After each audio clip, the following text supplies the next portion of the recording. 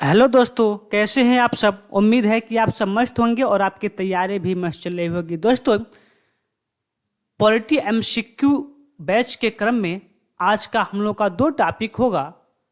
DPSP राज्य की नीति निदेशक तत्व तथा मौलिक कर्तव्य।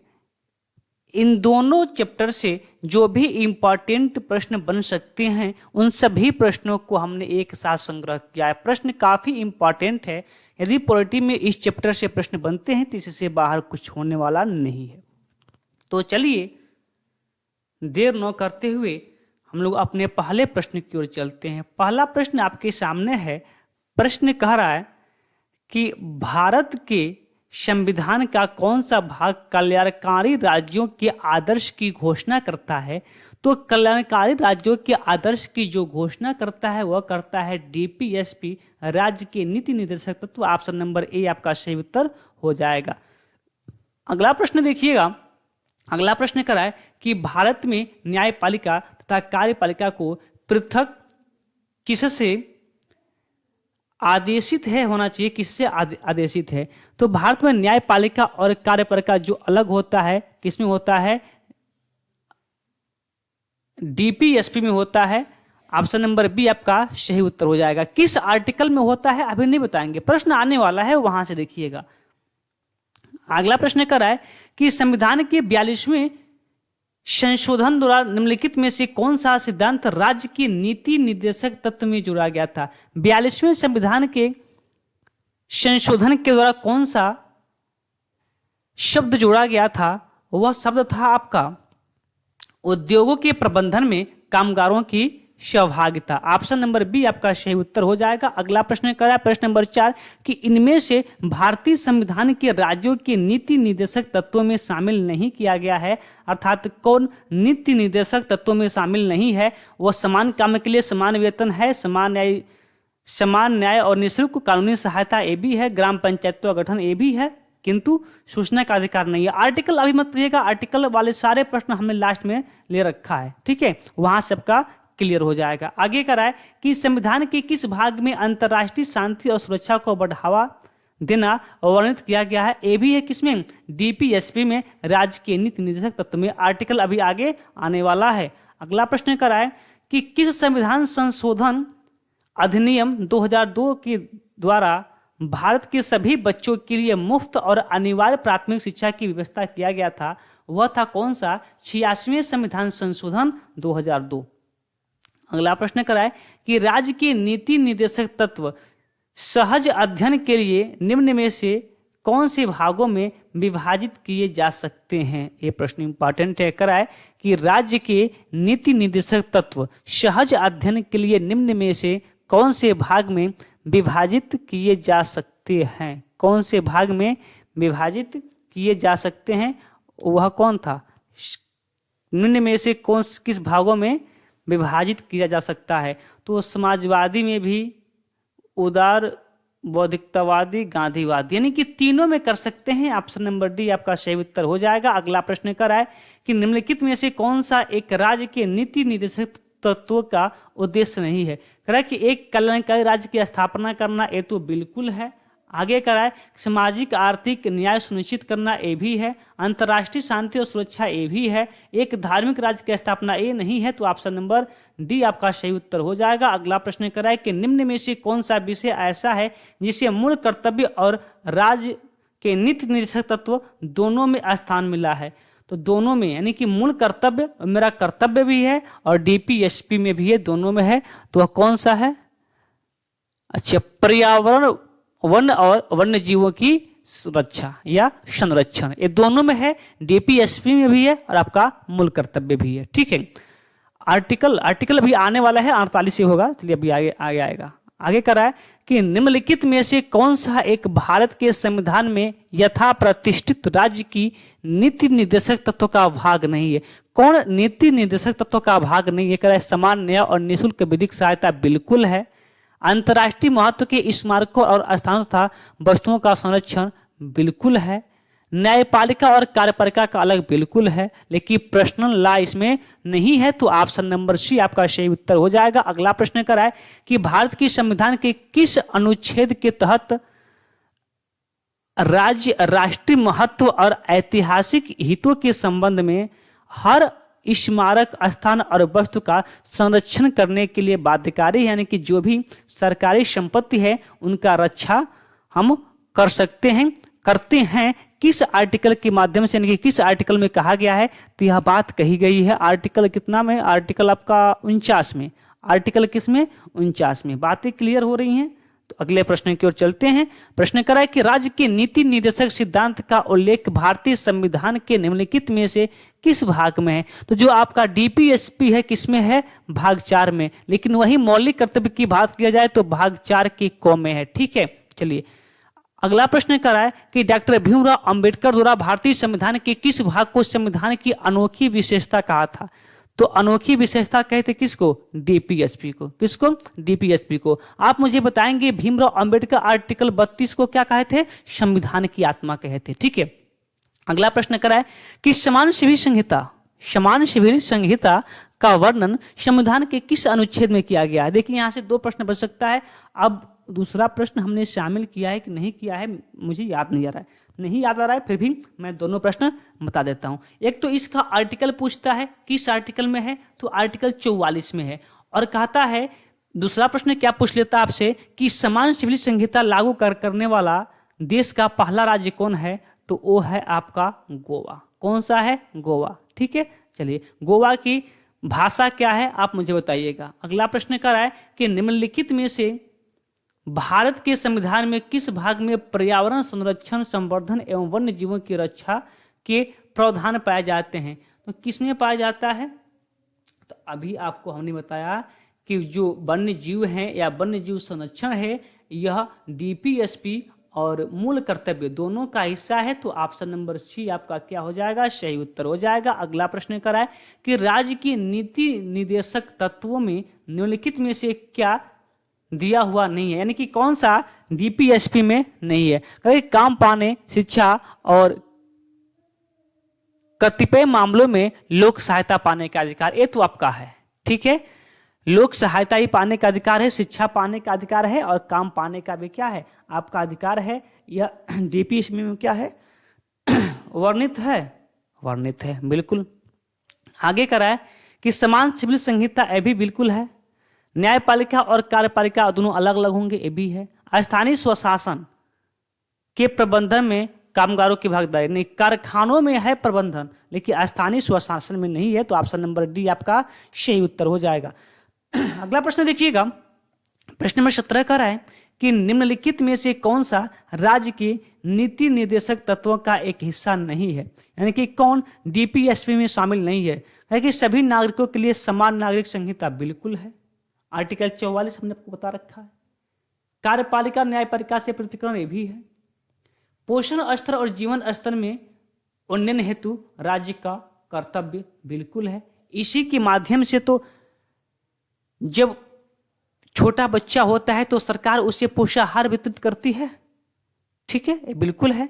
अगला करा है कि वैज्ञानिक मनोदशा इंसानियत, नहीं ये सब चर्चा इसकी नहीं है। तो आर्टिकल ऑप्शन नंबर डी आपका सही उत्तर हो जाएगा। अगला प्रश्न कराए कि निम्नलिखित में से किसे विशेष बहुमत द्वारा संशोधित किया जा सकता है? किसे विशेष बहुमत द्वारा संशोधित किया जा सकता है? तो वह कौन सा है? विशेष बहुमत। देखिए विशेष बहुमत ऑप्शन नंबर ए डीपीएसपी, क्योंकि बाकी सबके लिए क्या होना चाहिए? सामान्य बहुमत होना चाहिए, लेकिन डीपीएसपी के लिए विशेष बहुमत यानी कि 2/3 होना चाहिए। ठीक है, अगला प्रश्न करा है कि 42वें संविधान संशोधन द्वारा किस अनुच्छेद के माध्यम से श्रमिकों की प्रबंधन में भागीदारी सुनिश्चित किया गया है? तो श्रमिकों के प्रबंधन में भागीदारी 44वें संविधान संशोधन द्वारा दिया गया था। और ये बात किस आर्टिकल में कही गई है? तो आर्टिकल आपका 43A में। किसमें? 43A में कही गई है। ऑप्शन नंबर डी आपका सही उत्तर हो जाएगा।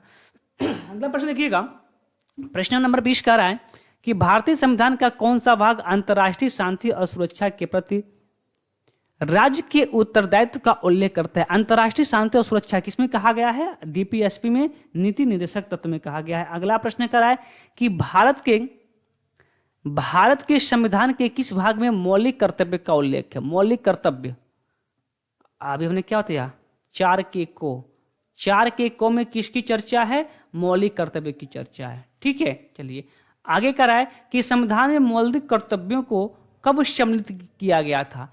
तो हमारे संविधान में, मूल संविधान में मौलिक कर्तव्य नहीं थे। इसको स्वर्ण सिंह समिति की सिफारिश पर सन कितना में? तो सन था 42वें संविधान संशोधन 1976। ठीक है, 1976 में क्या किया गया था? सम्मिलित किया गया था। ठीक है, अगला प्रश्न, प्रश्न नंबर 22 हो गया। प्रश्न नंबर 23 करा है कि 42वें संविधान संशोधन के माध्यम से, वही बताएं, 42वें संविधान संशोधन 1976 के माध्यम से भारतीय संविधान में कितने मौलिक कर्तव्यों को शामिल किया गया था? तो जब 42वां संविधान संशोधन 1976 में हुआ था, तो समिति का नाम क्या था? स्वर्ण सिंह समिति। तो स्वर्ण सिंह समिति के सिफारिश पे हमारे संविधान में टोटल 10 मौलिक कर्तव्यों को शामिल किया गया था। वर्तमान में कितने मौलिक कर्तव्य हैं? देखिए वही प्रश्न जो पूछ रहे थे, वही प्रश्न आ गया है। कह रहा है कि निम्नलिखित में से किस समिति ने मौलिक कर्तव्यों को शामिल करने की अनुशंसा की थी? कौन? स्वर्ण सिंह समिति। ठीक है, चलिए अगला प्रश्न कर रहा है कि 86वें संविधान संशोधन अधिनियम 2002 के माध्यम से निम्नलिखित में से किस एक को मूल कर्तव्य के रूप में सम्मिलित किया गया? 86वें संविधान, जब आपके सामने 86वें संविधान संशोधन आ जाएगा तो समझ लीजिएगा कि जो भी बात हो रही है शिक्षा से संबंधित हो रही है। तो 6 से 14 वर्ष की आयु के बीच अपने बच्चों को शिक्षा के अवसर प्रदान करना, ये जोड़ा गया था 86वें संविधान संशोधन के माध्यम से। अगला प्रश्न कर रहा है कि भारत के संविधान में भारत के नागरिकों के मूल कर्तव्य के रूप में निम्नलिखित में से किसकी गणना नहीं की गई है? यानी कि निम्नलिखित में से कौन सा आपका मूल कर्तव्य नहीं है? सीधा सीधा यही प्रश्न आपसे पूछ रहा है। कह रहा है कि सार्वजनिक संपत्ति का संरक्षण करना बिल्कुल आपका कर्तव्य है।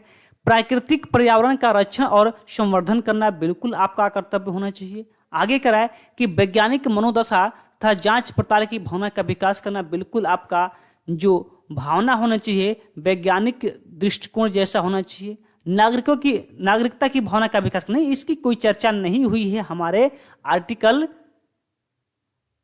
51 के को में है पूरा। 51 के को में क्या है? पूरा मौलिक का कर्तव्य है, इसमें इसकी कोई चर्चा नहीं हुआ है। अगला प्रश्न कर रहा है कि भारत की संप्रभुता, एकता और अखंडता को बनाए रखना, उसकी रक्षा करना किसमें है? तो यह आपका किसमें है? मौलिक कर्तव्य है आपका। ठीक है, आपका मौलिक कर्तव्य है।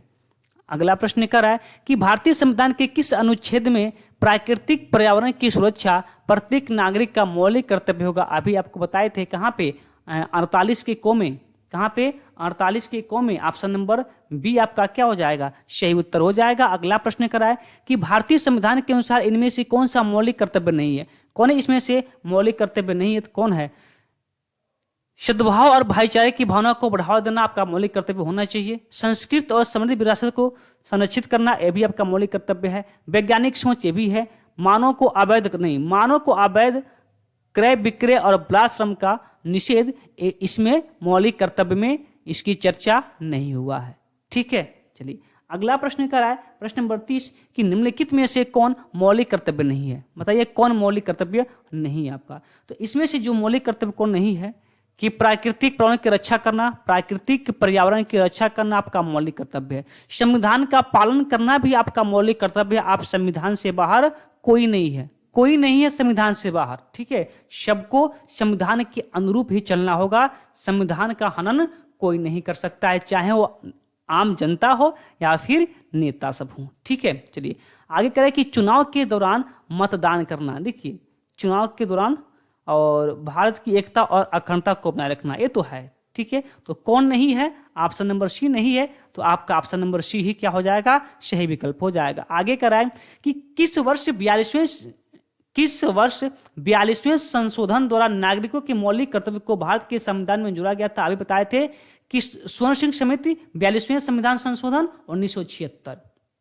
अगला प्रश्न कर रहा है कि भारतीय संविधान के अनुच्छेद 51 को के ई में क्या बताया गया है? 51 ए के ई में क्या बताया गया है? थोड़ा सा हाई लेवल के प्रश्न हैं। कोई बात नहीं, जब प्रश्न आ गया है तो जान लीजिए। 51A के ई में जो आपका है वह है लोगों, पर्यावरण की रक्षा नहीं है, साइंस में नहीं है, हाँ, लोगों के समर्था और भाईचारे की भावना को विकसित करना। ठीक है, चलिए अगला है कि भारतीय, अच्छा फिर से थोड़ा सा टफ प्रश्न भी है। भारतीय संविधान के अनुच्छेद 51A के जो में यानी कि जी में क्या बताया गया है? तो क्या बताया गया इसमें, ये भी थोड़ा सा प्रश्न हाई लेवल के हैं। क्या वैज्ञानिक दृष्टिकोण, क्या बताया गया है? वैज्ञानिक दृष्टिकोण। ऑप्शन नंबर बी आपका सही उत्तर हो जाएगा। अगला प्रश्न देखिएगा, कह रहा है कि भारतीय संविधान के अनुच्छेद 51A के गो में क्या है? गो में क्या है? ये भी हाई लेवल के प्रश्न है। 51A के गो में क्या है? तो वो आपका है भारत की संप्रभुता, एकता और अखंडता। ठीक है, ऑप्शन नंबर डी। अगला प्रश्न कह रहा है कि भारतीय संविधान में राज्य के नीति निर्देशक तत्व ग्रहण किए गए थे। तो नीति निर्देशक तत्व कहां से लिया गया है? तो वह लिया गया है आयरलैंड से। कहां से लिया गया है? आयरलैंड से। और आयरलैंड कहां से लिया था? तो आपको पता होना चाहिए, स्पेन से। आयरलैंड स्पेन से लिया था और हम लोग आयरलैंड से लिए हैं। ठीक है, अगला प्रश्न कर रहा है कि भारत के नीति निर्देशक तत्व यानी कि डीपीएसपी का उल्लेख भारतीय संविधान के किस भाग में है? तो आर्टिकल आपका भाग 4 में, भाग 4 में, और मौलिक कर्तव्य 4 के क में। ठीक है, चलिए अगला प्रश्न कर रहा है कि भारतीय संविधान के किस अनुच्छेद में डीपीएसपी का उल्लेख है? भाग 4 के किस आर्टिकल में? तो आपको पता होना चाहिए कि भाग 4 के जो आर्टिकल आपका है 36 से 51, इसी में चर्चा किसकी है? डीपीएसपी की है। अगला प्रश्न कर रहा है कि राज्य की नीति निर्देशक तत्वों में निम्नलिखित में से किन किन प्रकार के सिद्धांत अंतर्निहित हैं? यानी कि कौन कौन सा जो सिद्धांत है वो डीपीएसपी में दिया गया है। ठीक है, देखिए आर्थिक सिद्धांत बिल्कुल है, सामाजिक सिद्धांत बिल्कुल है, प्रशासनिक सिद्धांत बिल्कुल है, यानी कि सभी है। ऑप्शन नंबर डी आपका सही उत्तर हो जाएगा। अगला प्रश्न कर रहा है कि भारतीय संविधान में राज्य के नीति निर्देशक सिद्धांतों को शामिल करने के पीछे मुख्य उद्देश्य क्या था? तो ऐसे प्रश्न तो शुरू में हुआ नहीं है, पर इसी के आधार पे कि लोक कल्याणकारी राज्य की क्या करना? स्थापना करना डीपीएसपी का क्या है? मुख्य उद्देश्य है।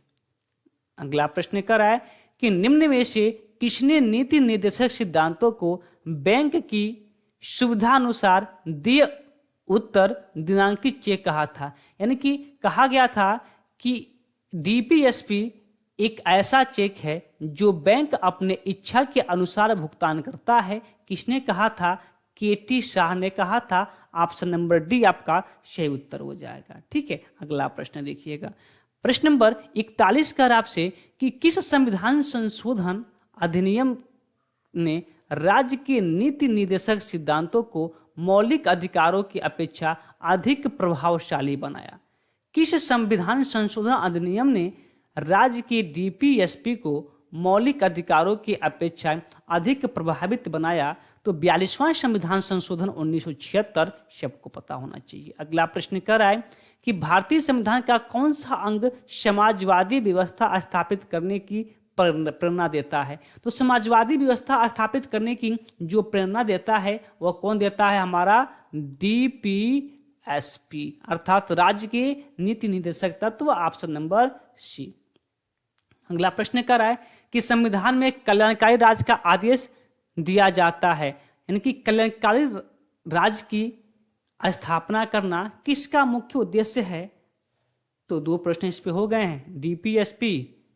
अगला प्रश्न कर रहा है प्रश्न नंबर 44 कि नीति निर्देशक सिद्धांत है। नीति निर्देशक सिद्धांत है, यदि नीति निर्देशक लागू नहीं होता है तो क्या आप कोर्ट में जा सकते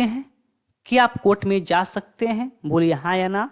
तो आप बिल्कुल नहीं जा सकते हैं। यदि आपका मौलिक अधिकार लागू नहीं होता है तो आप जा सकते हैं कोर्ट में, बशर्ते देश में या फिर आपके राज्य में आपातकाल न लगा हो, क्योंकि आप कुछ दशाओं में आपका जो मौलिक अधिकार है वो निरस्त भी कर दिया जाता है। ठीक है, तो उसके लिए आप कोर्ट में फिर नहीं जा सकते हैं। किंतु यदि आपका डीपीएसपी है, कुछ भी हो, राज्य का मन करेगा तो लागू करेगी, राज्य को नहीं मन करेगा नहीं लागू करेगी, आप इसके लिए वाद प्रस्तुत नहीं कर सकते हैं, अर्थात वाद योग्य नहीं है। अगला प्रश्न करा है कि मौलिक अधिकार एवं राज्य के नीति निर्देशक तत्वों के विषय में कौन सा सही है? कि वे एक दूसरे के पूरक हैं, वे परस्पर विरोधी हैं, उन दोनों में कोई अंतर नहीं है, वे दोनों वाद योग्य हैं। कौन है? वो दोनों पूरक हैं। क्या हैं? पूरक हैं। यदि इन दोनों में से कोई लागू नहीं होता है तो फिर अगर आप मौलिक कर्तव्य का पालन नहीं करते हैं तो फिर भी आपको इसके लिए कोई सजा का प्रावधान नहीं है। यदि डीपीएसपी लागू नहीं होता है फिर भी सजा के लिए कोई प्रावधान नहीं है। यदि आप के राज्य में डीपीएसपी में जो भी कुछ वर्णित है यदि राज्य नहीं लागू करती है तो फिर आप कोर्ट या वाद प्रस्तुत नहीं कर सकते हैं। ठीक है ना? अगला प्रश्न देखिएगा। प्रश्न करा है कि एक कल्याणकारी राज्य के निर्देश आदर्श वर्णित है। निर्देश आदर्श कल्याणकारी राज्य के जो निर्देश हैं वो कहाँ पे इसकी वर्णन किया गया है? तो वह किया गया है डीपीएसपी में। ऑप्शन नंबर ए आपका सही उत्तर हो जाएगा। अगला प्रश्न देखिएगा, कहे कि समान कार्य के लिए समान वेतन भारत के संविधान में सुनिश्चित किया गया है। एक, समान कार्य समान वेतन, किसमें? तो डीपीएसपी में। ऑप्शन नंबर डी आपका सही उत्तर हो जाएगा। अगला प्रश्न करा है कि भारतीय संविधान में निम्नलिखित भागों में से किस एक भाग में न्यायपालिका तथा कार्यपालिका को अलग करने का प्रावधान है? तो किसमें है? डीपीएसपी में। डीपीएसपी कौन सा? हाँ, ऑप्शन नंबर सी। आर्टिकल इसका सर नहीं है क्या? ऑप्शन में नहीं होगा। पहले पूरा प्रश्न देख लेते हैं। नहीं होगा तो बता देंगे कि किसमें इसकी चर्चा हुआ है कि आपका कार्यपालिका और न्यायपालिका क्या होगा, दोनों अलग अलग होगा। पहले देख लेते हैं फिर आपको बता दिया जाएगा। आगे कर रहा है कि संविधान का कौन सा अंश भारत के नागरिकों को आर्थिक न्याय प्रदान करने का संकेत करता है? आर्थिक न्याय देने की चर्चा किसमें हुआ है? डीपीएसपी में। वही बात, सरकार चाहेगी तो आपको आर्थिक सहायता देगी, नहीं चाहेगी तो नहीं देगी। नहीं जा सकते हैं आप कोर्ट। जैसे मान लीजिए कि मोदी जी क्या देते हैं, अभी भारत के सभी की किसानों को देते हैं प्रधानमंत्री सम्मान निधि योजना के तहत साल में 2,000 की किस्त। वो अलग की बात है कि एक साल में 2 ही किस्त मिल पाता है या फिर एक साल में 1 ही किस्त मिल पाता है। लेकिन जो घोषणा हुआ था कि एक साल में 3 किस्त दिया जाएगा। अगर मोदी जी कल को बंद कर दें सम्मान निधि योजना को तो क्या आप कोर्ट जा सकते हैं? बिल्कुल नहीं जा सकते हैं। ठीक है, तो इसकी चर्चा कहाँ पे है? नीति निर्देशक तत्व में है। ठीक है, आगे कर रहा है कि निम्न में कौन सा राज्य का नीति निर्देशक सिद्धांत नहीं है? अंतर्राष्ट्रीय शांति को प्रोत्साहन देना बिल्कुल आपका है। 14 वर्ष तक के बच्चों को निःशुल्क शिक्षा ये भी है। गोवध निषेध ये भी है।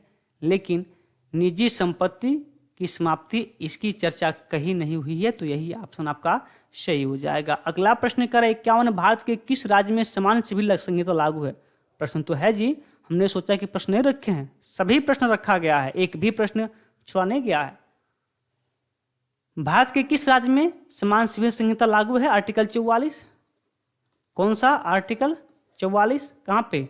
गोवा में। ठीक है, अगला प्रश्न।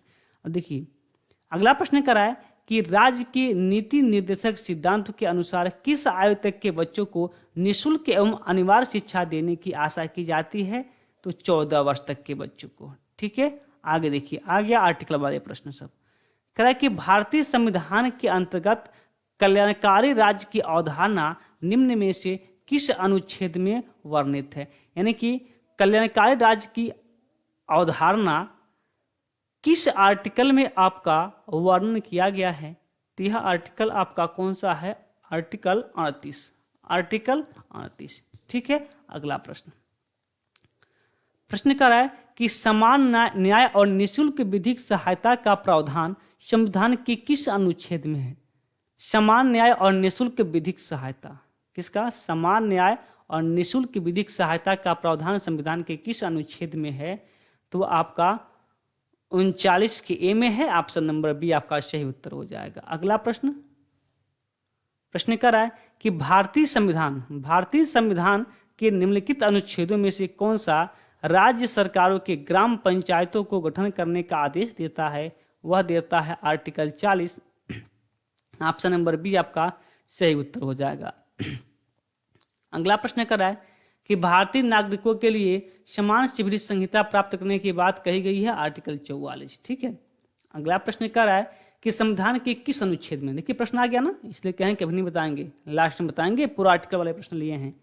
कर रहा है कि संविधान के किस अनुच्छेद में न्यायपालिका और कार्यपालिका का पृथक्करण का उल्लेख है, यानी कि न्यायपालिका और कार्यपालिका दोनों क्या हैं, बिल्कुल अलग अलग हैं। इसकी चर्चा किस में हुआ है, तो आर्टिकल 50 में हुआ है। ऑप्शन नंबर डी आपका सही उत्तर हो जाएगा। अगला प्रश्न करा है कि राज्य के नीति निर्देशक सिद्धांतों में से किस अनुच्छेद का संबंध अंतर्राष्ट्रीय शांति और सुरक्षा संवर्धन से है, तो कौन सा, 51 ना, 51, आर्टिकल 51। ऑप्शन नंबर बी आपका सही उत्तर। अगला प्रश्न करा है, देखिए अब हमने जो भी प्रश्न रह गए थे, प्रश्न काफी अधिक हो रहा था, इसलिए हमने एक ले लिया कोट वाला प्रश्न, ताकि आप सूची को मिला लें और यहीं से आधा प्रश्न आपका, जितने आर्टिकल वाले प्रश्न बचे जाते हैं वो कंप्लीट हो जाएंगे।